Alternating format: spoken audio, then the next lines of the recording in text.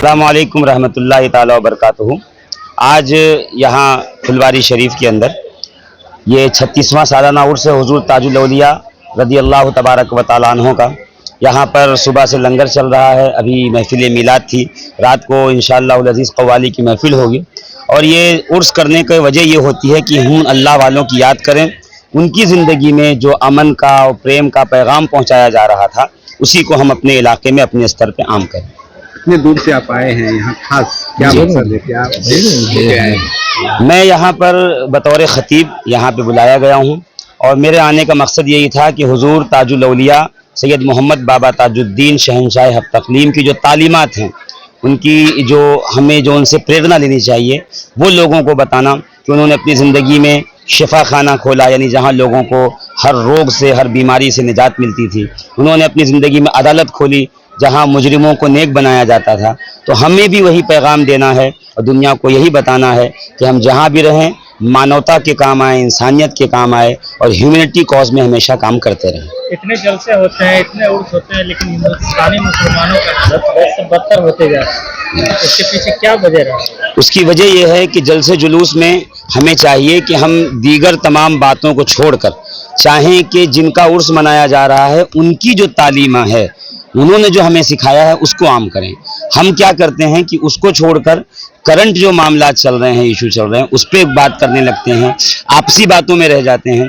अगर हम वो जो पुराने जिनके औलिया अल्लाह हैं, जो हमारे अकाबिर, उनके रास्ते पे चलते हुए उनकी तालीमात पे अमल करेंगे तो ये जो हमारे जलसे जुलूस हैं इससे निष्कर्ष निकल के आएगा, इसका रिजल्ट आने लगेगा। कहीं ना कहीं तालीम की कमी है। हाँ, तालीम की कमी है। पहली जो है वो जागरूकता की कमी है। अवेयरनेस अगर आ जाएगी तो खुद ब खुद तालीम बढ़ेगी, और तालीम बढ़ेगी तो हमारा जो स्तर है वो धीरे धीरे ऊपर उठता जाएगा। आज़ादी के 70 साल हो गए, सारे कम्युनिटी में तालीम आ गई, लेकिन मुसलमानों में ऐसा क्या कमी रह गया कि पीछे है? नहीं, ऐसा नहीं है कि तालीम नहीं आई, तालीम आई है मगर उतनी नहीं आई है जितना होना चाहिए। उसकी वजह यह है कि आज़ादी के बाद से ही ज़्यादातर हम रोज़ी रोटी के ही भाग दौड़ में लगे हैं। जब आदमी पेट से सुखी होता है और उस पर टेंशन नहीं होती, फिर वो दीगर बातों पे, दूसरी बातों पे तवज्जो देता है। तो हमारी पहली सोच यही होती है कि हम लोगों को मिल करके इत्तेहाद की दावत दें, इत्तेफाक की दावत दें, लोगों के साथ मोहब्बत से पेश आएँ और ये जो कमी रह गई है अवेयरनेस की, उसको पूरा करें और धीरे धीरे आहिस्ता आहिस्ता हमारे कौम की तालीमी जो ग्राफ है उसको ऊपर लेके जाएं। आपके खुतबे में आने वाले वक्त में क्या करना चाहिए मुसलमानों को, इसके मुतालिक कुछ बयान होगी? मैं खुतबा दूं उससे बेहतर यह है कि अभी ताजुल औलिया के जो दादा हैं, सही हज़रत मौलाए कायनात हज़रत अली रसूलुल्लाह सल्लल्लाहु अलैहि वसल्लम पैगम्बर साहब के दामाद, उनका एक कौल पेश कर देता हूँ। और उनसे किसने कहा कि आपका जो ये हुकूमत है, इसकी जो सरहदें हैं, उसके अंदर ये बताइए कि आपने अभी नए इलाके नहीं फतेह किए और नई बाउंड्रीज आपने नहीं बढ़ाई, तो ऐसा क्यों है? तो आपने कहा मैंने नए इलाके और बाउंड्रीज बढ़ाने के बजाय मैंने अपने इलाकों में से एक तो भूख को ख़त्म कर दिया है, दूसरा जहालत को ख़त्म कर दिया है। भूखा होता है आदमी तो जुर्म पैदा होता है, जाहिल होता है आदमी तो उसका कौम का जो है ग्राफ गिरने लगता है। तो ये दो चीज़ें हैं, एक तो भूख, हंगर ख़त्म किया जाए, हम हंगर इंडेक्स से अपनी कौम को बाहर लाएं, दूसरा ये है कि इसके तालीमी मेयार को, ग्राफ को ऊपर बढ़ाएंगे। ये दो चीज़ें इंशाअल्लाह अज़ीज़ हमारे फ्यूचर को, मुस्तकबिल को रोशन और बेहतर कर दें। क्या नाम है? मेरा नाम मोहम्मद शफीक कादरी, मैं मुंबई शहर महाराष्ट्र, शहर मुंबई से आया हुआ।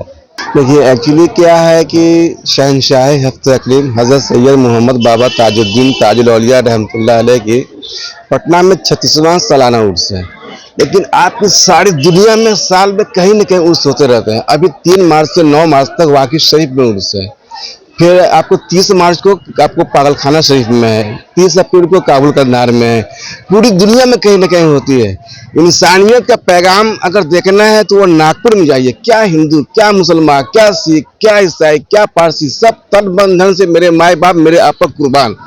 आप नागपुर स्टेशन पर उतरेंगे, यहाँ उतरेंगे, कहीं उतरेंगे वो महक नहीं मिलेगी। या आप नागपुर उतरेंगे, मेरा दावा है कि वो खुशबू 8 किलोमीटर दूर से ही नजर आने लगी है कि हम ताजबाग पहुंच गए हैं। मैं यहाँ के लोगों से कहता हूँ एक बार हमारे कहने से आप नागपुर जाइए बाबा ताजुद्दीन के दरबार में, दोबारा आप खुद खिंचाए चले जाएंगे। मुझे करने की जरूरत नहीं पड़ेगी, वो ऐसा दरबार है। और जो वहाँ जाता है वो उन्हीं का हो जाता है। अरे आप मस्जिद छोड़िए, बाजार शरीफ छोड़िए, मंदिरों में सलाम होती है, मंदिरों में कुरान खानी होती है। आप इनसे पूछ सकते हैं, मैं गलत बोल रहा हूँ तो बताएंगे आपको। वहाँ पंडित लोग पढ़ते हैं या नबी सलाम अलैका, और कहते हैं आका मुझको बुला लो एक बार मदीना। यहाँ तो मौलवी को पढ़ने के लिए मना करता है, तो क्या लोग जानेंगे। तालीम से हम लोग कोसों दूर हो चुके हैं, तालीम की कमी है। पंजतन पाक से लोग दूर कर रहे हैं, जबकि पंजतन पाक के बगैर दुनिया में हम लोग कुछ भी नहीं है। एक बार पंजतन पाक को तहे दिल से मान के देखिए, हर बेड़ा पार है, यहाँ भी और वहाँ भी। मेरा नाम अब्दुल वासी ताजी हुआ। 36 साल से उर्स हो रहा है। ये उर्स अब्दुल बाशी ताजी साहब जो हमारे पीर भाई भी हुए हैं, और मैं उनको पीर की निगाह से देखते थे। और हम लोगों के पीर अब्दुल नूर अली शाह उर्फ कश्मीरी बाबा थे, और उन्होंने हम लोगों को सबको नागपुर ले गए, दिखाएं और अपना इल्म बताएं। तो उन्होंने बाबा हुजूर का है उर्स 36 साल से मना रहे हैं। मैं उसमें साथ दे रहा हूँ और हमेशा साथ देते रहूँगा। उनका रमजान में पर्दा हो गया है, जो इमली तल मज़ार उनका बना हुआ है। हम लोग रमजान के 9 तारीख को उनके उर्स मनाएंगे।